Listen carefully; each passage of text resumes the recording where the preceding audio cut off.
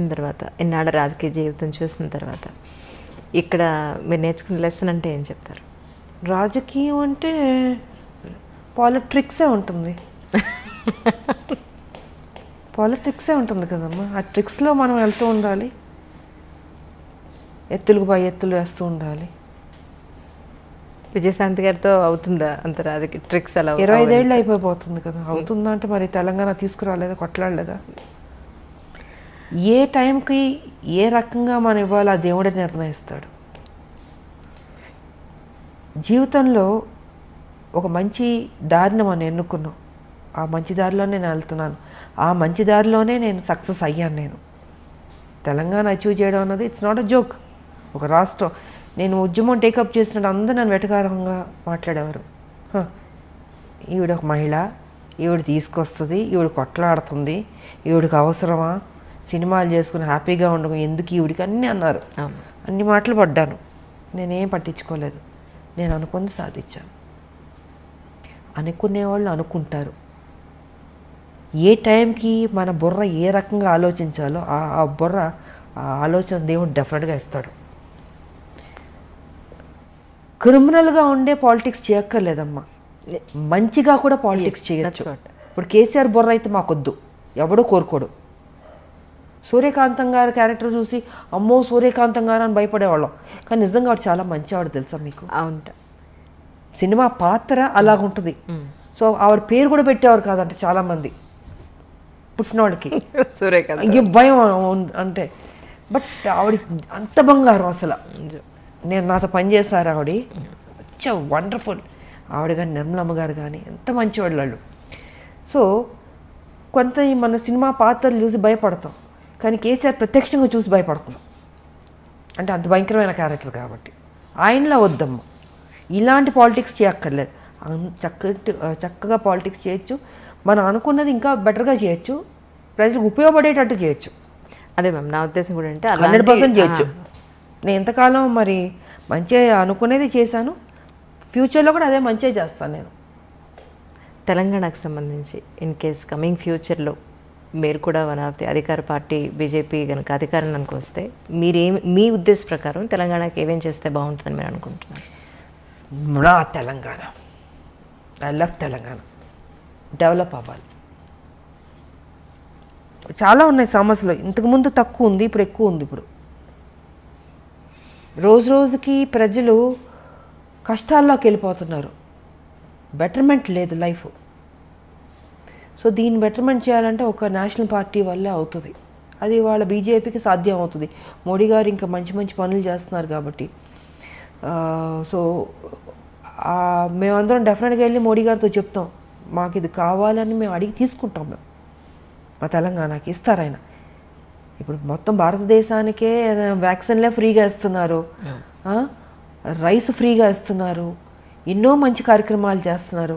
బేటీ పడావో బేటీ బచావో ఇలాగ ఎన్ని, ఒకటి కాదు రెండు కాదు, చాలా ఉన్నాయి. మహిళలకు కూడా, గర్భిణీ స్త్రీలకు కూడా వాళ్ళ ప్రెగ్నెంట్గా ఉన్నప్పుడు ఖర్చు అంతా భరిస్తుంది. డెలివరీ అయిన తర్వాత తల్లి బిడ్డలకి వాళ్ళకి పౌష్టికాహారం కావచ్చు, మెడిసిన్స్ కావచ్చు, వాళ్ళకి ఏం కావాలో ఆ సదుపాయాలన్నీ ఇస్తుంది. సో చాలా చేస్తుంది బీజేపీ. వాళ్ళ ఎందుకు చేతి మా తెలంగాణకి డెఫినెట్గా చేస్తుంది. మేము అడిగి తెచ్చుకుంటాం. మేము మోడీ గారు మాకు ఇది కావాలి. రేపు దేవుడి దయ వల్ల బీజేపీ తెలంగాణలో వచ్చిందనుకోండి, నిజంగా ప్రజల కష్టాలు తీరినట్టే అని నేను అనుకుంటున్నాను. నేను ఎందుకంటే మేము ఊరుకోం, మేము కొట్లాడైనా తెచ్చుకుంటాం. బట్ కొట్లాడాల్సిన అవసరం కూడా లేదు. డెఫినెట్గా ఈ సమస్య ఉందంటే మోడీ గారు డెఫినెట్గా చేస్తారు. ఆయన ఇచ్చారు స్మార్ట్ సిటీ అని వరంగల్కి ఇస్తే చేజార్చుకున్నాడు ఈయన కేసీఆర్, ఉపయోగించుకోలేదు. ఎయిర్పోర్ట్లో ఇస్తే అక్కడ మామనూరులో వరంగల్లో ఇంతకుముందు ఉండేది, దానికి ల్యాండ్ ఇవ్వండి ఎయిర్పోర్ట్ ఇస్తారంటే అది కూడా చేయలే. అంటే ఎంత కేర్లెస్. సో ఇలాంటి వాళ్ళకు వద్దు.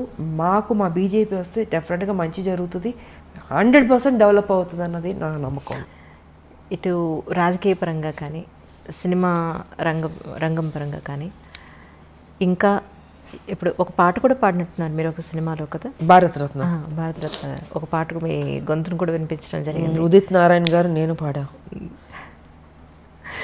నిజంగా అసలు తర్వాత అనిపించిందా మీకు ఇంకొక పాట ఎప్పుడైనా పాడే అవకాశం దొరికితే బాగుండని ఎప్పుడైనా అనిపించిందా? ఎందుకో ఆ రోజు కోట రామకృష్ణ గారు అమ్మ ఇది పాడితే బాగుంటుందని చెప్తే ఇంకా ఆలోచన నాకు ఎప్పుడు లేదు. ఇంకా ఆయన అడిగారు కాబట్టి ఆయన దగ్గరుండి తీసుకెళ్ళి పాడిచ్చారు. బాగానే పాడారు. చాలా బాగా మంచి హిట్ అయింది మ్యామ్ అది సాంగ్. బాగానే పాడినట్టు. సంగీతం నేర్చుకున్నారు మ్యామ్? చిన్నప్పుడు కొంచెం నేర్చుకున్నాను. అవునా? కొంచెం నేర్చుకున్నాను. నాకు ఇష్టం పాటలు పాడడం, నాకు ఇష్టం. ఇప్పుడు ఆ రోజు పాడాను నేను. మీకోసం మీరు ఒకరు ఉన్నప్పుడు మీ పాట మీరు ఎప్పుడైనా విన్నారా? అంటే మిమ్మల్ని మీరు రిలాక్స్ చేసుకోవడం కోసం. పాటలు అంటే నాకు ఇళయరాజా గారి సాంగ్స్ ఇష్టం కాబట్టి అప్పుడప్పుడు నేను వింటుంటాను. నేను అవును, ప్రశాంతంగా మెలోడీ సాంగ్స్ అని బాగుంటాయి, వింటుంటాను. ఇది పాడమంటారా? ఇప్పుడు వద్దు. ఇది ఇంటర్వ్యూ. సరదాగా పాడుకునే రోజులన్నీ పోయినాయి. ఇప్పుడు అంతా కొట్లాడే రోజుల దగ్గర ఉంది ఇప్పుడు. ఎందుకంటే టీఆర్ఎస్ మీద కొట్లాడాలి. ఈ రాష్ట్రంలో తెలంగాణలో బీజేపీని తీసుకురావాలి.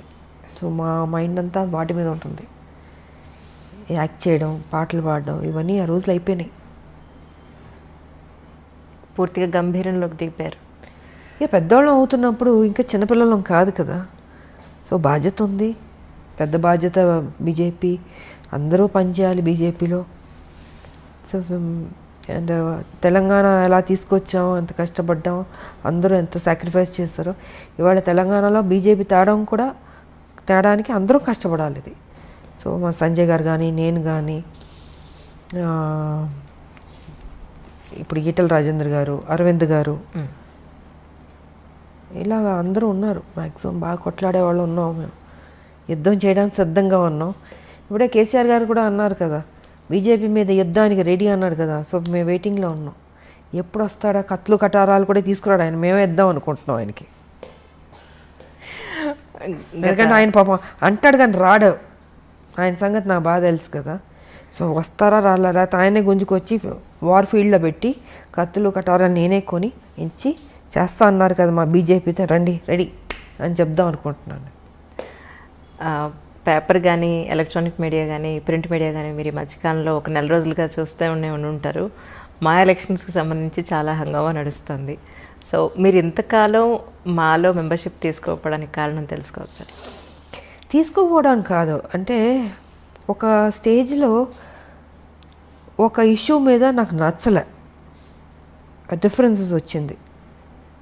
ఎదుటి వాళ్ళు ఆ రోజు అధ్యక్షులు పోటీ చేయబోతున్న వాళ్ళు మాట్లాడిన పద్ధతితో నాకు ఎందుకో నచ్చలే. సో ఆ ఇష్యూ మీద డిఫరెన్సెస్ వచ్చి నాకు అక్కర్లేదని ఆ రోజు నుంచి నేను తీసుకోలేదు. నేను తీసుకోపోయినా చేశాను నేను సినిమాలు. దాసనారాయణరావు గారి తర్వాత ఫిల్మ్ ఇండస్ట్రీకి మళ్ళీ అంత సమర్థత గల వ్యక్తి ఎవరు లేరు అని చెప్పని అనుకుంటున్న తరుణంలో డెఫినెట్గా దాసరి గారు ఆయనది ఎవరు, ఆయన ఓపిక, ఆయన కొట్లాడడం, అందరినీ దగ్గర తీసుకుంటాడు ఆయన అంకుల్.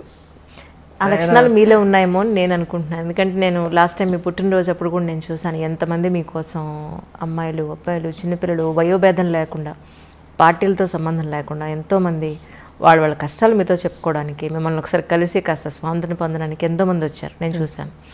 సో మీరు కూడా ఒక మెంబర్ అయి ఉంటే ఏమో మీరు చేయగలిగేంత మీ వంతు మీరు చేస్తుండేవాళ్ళు. నాకు ఆల్రెడీ ఈ బాధ్యత పెద్దది ఉంది కదమ్మా. ఆల్రెడీ నాకు తెలంగాణలో మా బీజేపీ కొట్లాడుతుంది అంటే ఆ టీఆర్ఎస్ కరప్టెడ్ పార్టీని దించాలి, గద దించాలి. సో మాకు అది సరిపోద్దా? అది ఎందుకు ఉన్నారు కదా, పెద్దలు ఉన్నారు మాలో. వాళ్ళ ఐ థింక్ ఎలక్షన్స్ అయిపోయినాయి కాబట్టి ఉంటారు. ఎవరో ఒకళ్ళు డిసైడ్ చేసుకుని ఉంటే బెటర్. ఉండాలి, ఒక పెద్ద దిక్కు అన్నది ఉండాలి. క్రమశిక్షణ ఉండాలి. ఫస్ట్ క్రమశిక్షణ పోయింది. ఆ క్రమశిక్షణ ఎందుకు పోయిందో నాకైతే అర్థం కావట్లేదు. బాగోదు, చూడడానికి కూడా బాగోదు కదా. సో అది ఎవరన్నా ఒకళ్ళు దాంట్లోనే అందరూ కూర్చుని డిసైడ్ చేసి ఒకళ్ళకి ఆ బాధ్యత ఇస్తే బెటర్ అన్నది నా అభిప్రాయం.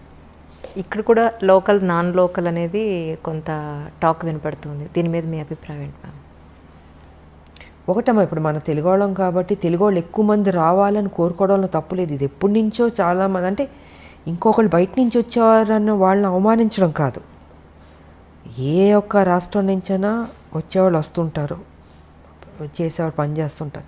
కానీ చాలా కాలం నుంచి తెలుగు ఆర్టిస్టులు అన్నది ఎక్కువ రావట్లేదు. హీరోయిన్స్ కూడా ఎక్కువ మంది లేరు. ఇప్పుడు మా టైంలో మేము ఉండేవాళ్ళం, బట్ బయట హీరోయిన్స్ కూడా వచ్చేవారు.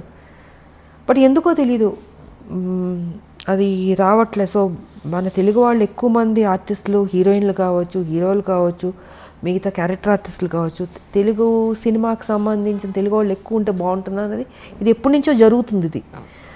బట్ ఏదైనా మనం పక్క రాష్ట్రాల నుంచి వచ్చిన వాళ్ళని మనం అవమానించడం కూడా తప్పది. మనం తెలుగు వాళ్ళం, మనం గౌరవించేవాళ్ళం, ఆప్యాయతగా దగ్గర తీసుకునేవాళ్ళం, మర్యాద ఇచ్చేవాళ్ళం, సో కుటుంబంలా చూసేవాళ్ళం మనం. కాబట్టి మనం ఇంకొకళ్ళని విమర్శన చేయడం కూడా తప్పు. ఇప్పుడు మనం ఉన్నాం, మేము వేరే లాంగ్వేజ్కి వెళ్ళి పని చేయట్లేదు, అప్పుడు వాళ్ళు కూడా అనుకోవచ్చు కదా మన గురించి. సో ఆలోచన కరెక్ట్ కాదు అది. ఎవరి టాలెంట్ వాళ్ళది. తెలుగు వాళ్ళు ఎక్కువ మంది ఉంటే ఈ ప్రాబ్లం ఉండేది కాదు. లేరు కదా, లేకపోబట్టి పక్క రాష్ట్రాల నుంచి వాళ్ళని వెళ్ళి తీసుకుంటున్నారు. ఎవరేం చేయగలుగుతారు? ఇప్పుడు ఎవరన్నా ఎక్కువ మంది మేము నటిస్తామని ముందుకు వచ్చిన వాళ్ళు వద్దు అని ఎవరు అనలేదు కదా. ఆల్మోస్ట్ తగ్గిపోయింది. ఎందుకు మరి? కారణం భయమో లేకపోతే ఇంట్రెస్ట్ లేకపోవడం చాలామందికి, ఏమైనా కారణం కావచ్చు. బట్ మనం ఎవరిని ఇంకొకరిని హర్ట్ చేయొద్దు. మనం ఇట్స్ ఫిల్మ్ ఫీల్డ్ కాబట్టి ఏ ఆర్టిస్ట్లను ఎక్కడన్నా ఏ లాంగ్వేజ్లోగానే వెళ్ళి పని చేసుకోవచ్చు. సో అదే అనుకుంటాను. వేరే ఏదైనా ఉంటే దాని గురించి మాట్లాడితే బెటర్ అన్నది నా అభిప్రాయం.